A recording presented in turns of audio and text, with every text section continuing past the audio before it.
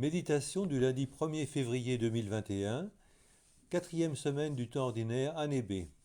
Fête du bienheureux André de Seigny. Les lectures de la messe de ce jour. Lettre aux Hébreux, chapitre 11, versets 32 à 40, psaume 30. Soyez forts, prenez courage, vous tous qui espérez le Seigneur. Évangile selon saint Marc, du chapitre 5, versets 1 à 20. Esprit impur, sort de cet homme. Un grand prophète s'est levé parmi nous, et Dieu a visité son peuple. En ce temps-là, Jésus et ses disciples arrivèrent sur l'autre rive, de l'autre côté de la mer de Galilée, dans le pays des Géraséniens. Comme Jésus sortait de la barque, aussitôt un homme possédé d'un esprit impur s'avança depuis les tombes à sa rencontre.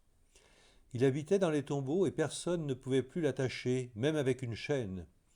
En effet, on l'avait souvent attaché avec des fers aux pieds et des chaînes, mais il avait rompu les chaînes, brisé les fers, et personne ne pouvait le maîtriser.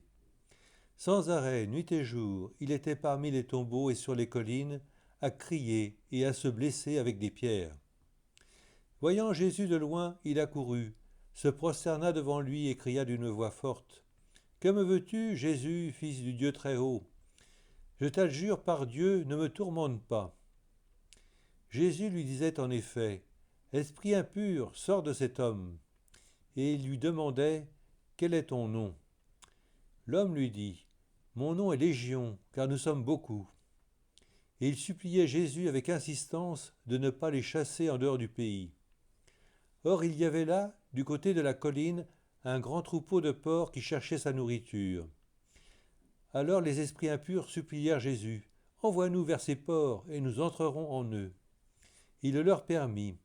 Ils sortirent alors de l'homme et entrèrent dans les porcs. Du haut de la falaise, le troupeau se précipita dans la mer. Il y avait environ 2000 porcs, et ils se noyaient dans la mer. Ceux qui les gardaient prirent la fuite, et ils annoncèrent la nouvelle dans la ville et dans la campagne. Et les gens vinrent voir ce qui s'était passé. Ils arrivent auprès de Jésus. Ils voient le possédé assis, habillé, et revenu à la raison, lui qui avait eu la légion des démons, et ils furent saisis de crainte.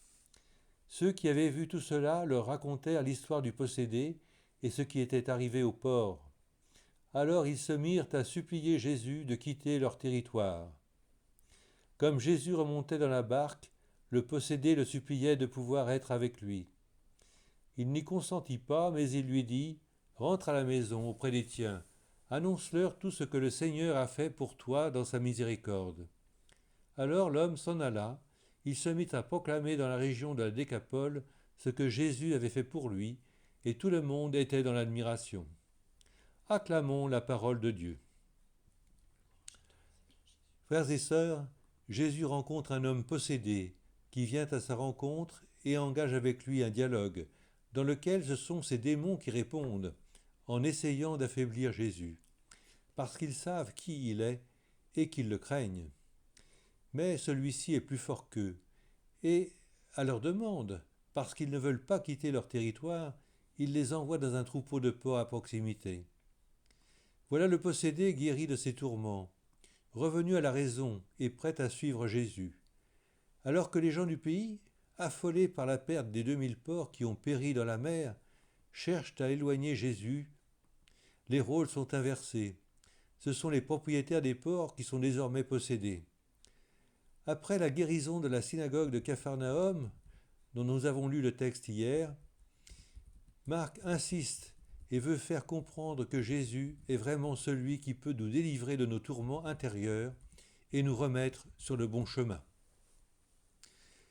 Prions.